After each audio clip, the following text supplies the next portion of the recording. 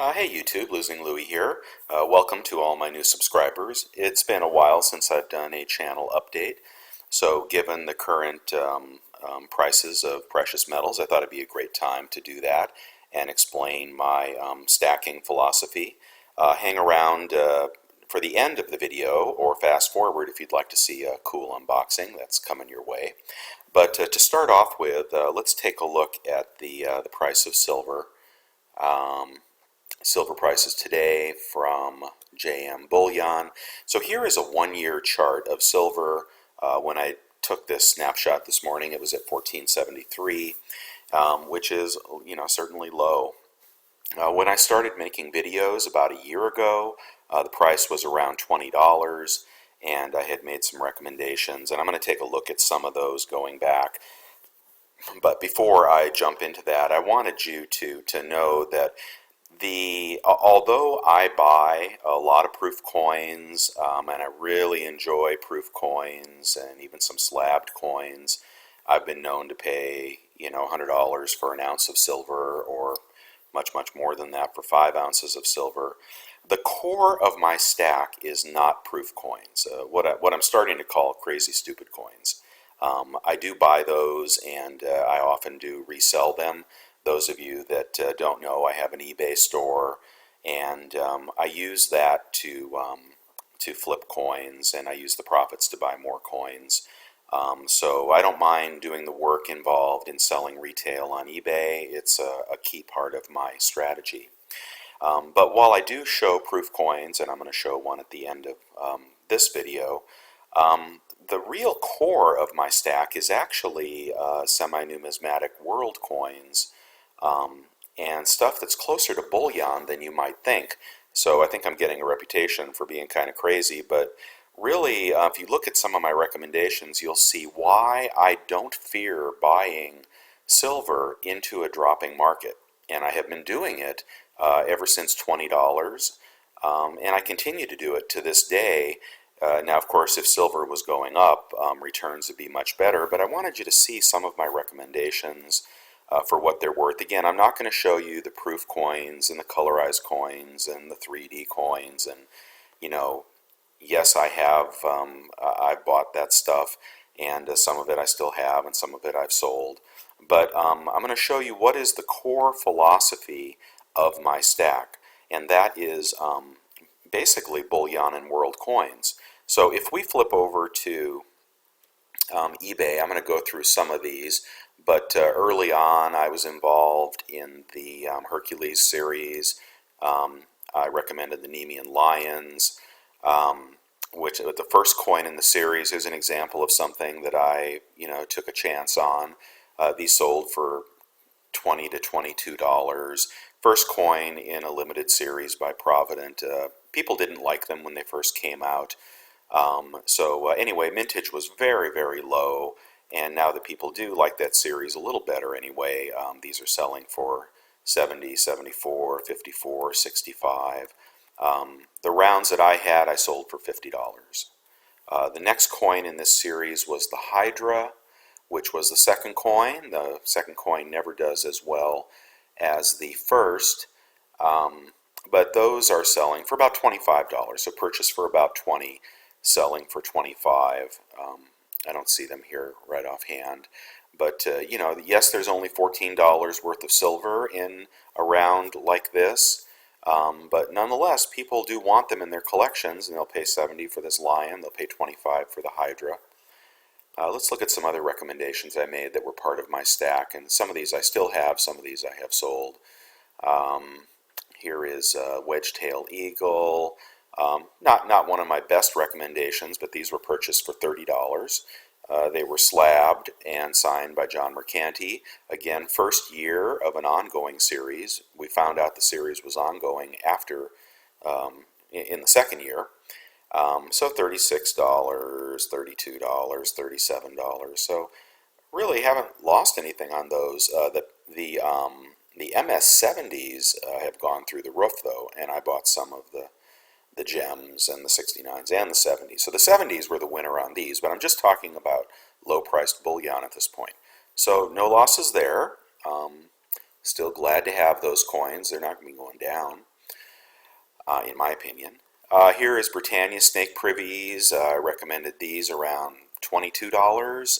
I don't know if spot was 18 or 17 or 20. I can't recall offhand, but I do like to dabble in the privy coins.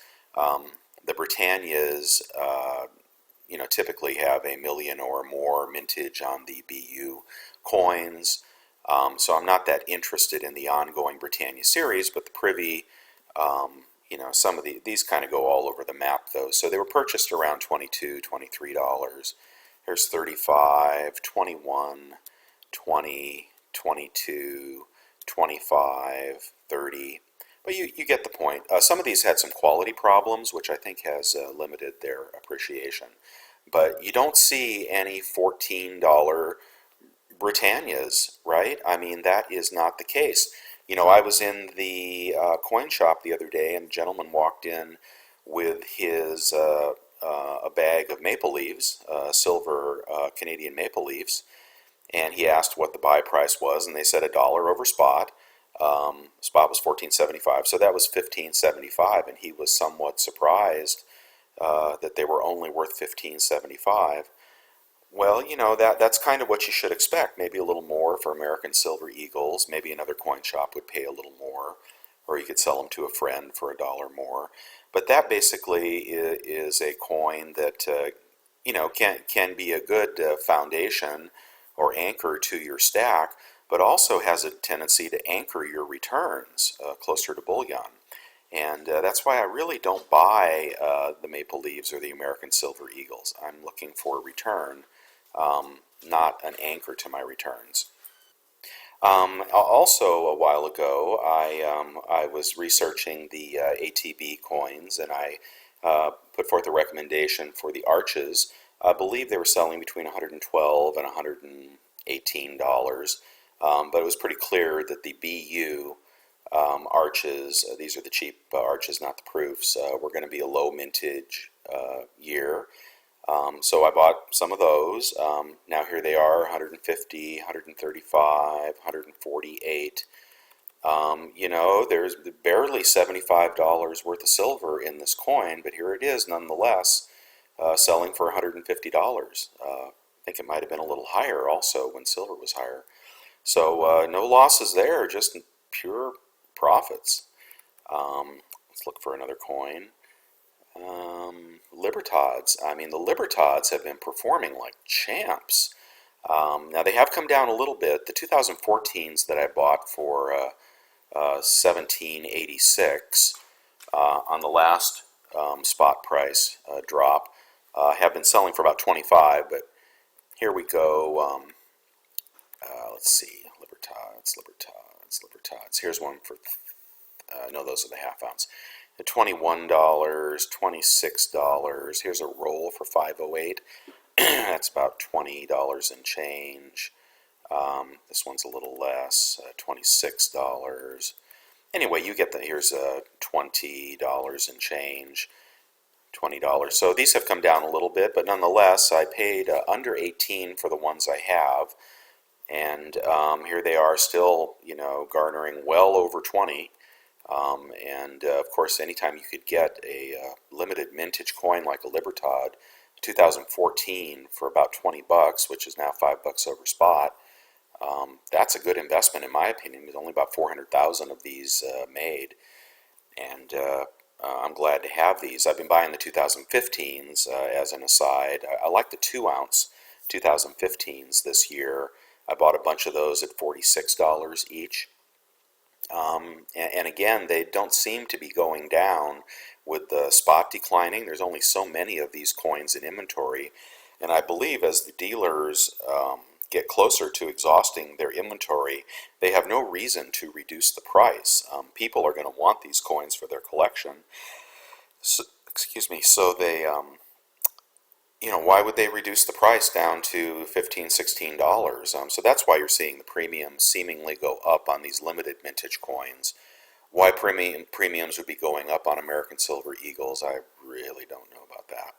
But anyway, limited, it's one thing, a 20 to 30 million mintage coin those premiums ought to be coming down. But a 400,000 mintage coin, there are, there's no reason why they need to reduce the premiums on these coins. And I think you'll see these 2014 Libertads jumping into the $30–40 range not too long. Let's look at other recommendations I made between 6 months and a year ago. Um, Goat Privy Kookaburras. Here we go. I thought these were a great buy. I don't recall exactly what spot was, but it's higher than it was now.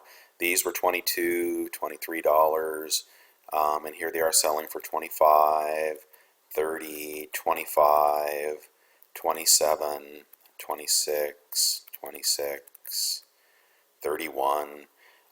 So again, no losses. So I'm not going to just keep rambling on. I do buy a lot of silver and I do sell a fair amount of silver, but I don't really have a tremendous amount of fear buying these types of coins. The Libertads, the Kookaburras, some of the limited mintage privies, the African coins. I certainly don't have any fear buying the U.S. Mint commemorative sets that double in price the day after you buy them, or the Perth Mint Goddesses of Olympus coins, or the Star Trek coins. I mean, every one of those, at least the first of the issues, and sometimes the secondary and tertiary issues, uh, have gone up in price. So I know there's a lot of hand-wringing about silver going down, and I know a lot of y'all buy bullion, and it's not happy times if you're just sitting on plain bullion. But this is what I buy. It's the core of my stack. It tends to be what I keep and what I store. The proofs tend to go bye-bye, hopefully at a 30% profit margin. But this is the core of my stack, and this is what I'm all about, and I try to make these recommendations when I think there's something good out there. It gets a little harder to tell people to buy stuff when, the bottom is dropping out of the market. But nonetheless, that's what I'm doing, and I'm trying to stay true to it. Um, well, that's all I'm going to say for that right now. So that's my channel. If you're new to my channel, please like and subscribe. Keep watching out. I'll keep giving you a heads up on stuff that I think is worth buying. And now hold on for an unboxing of a crazy stupid coin. See you guys.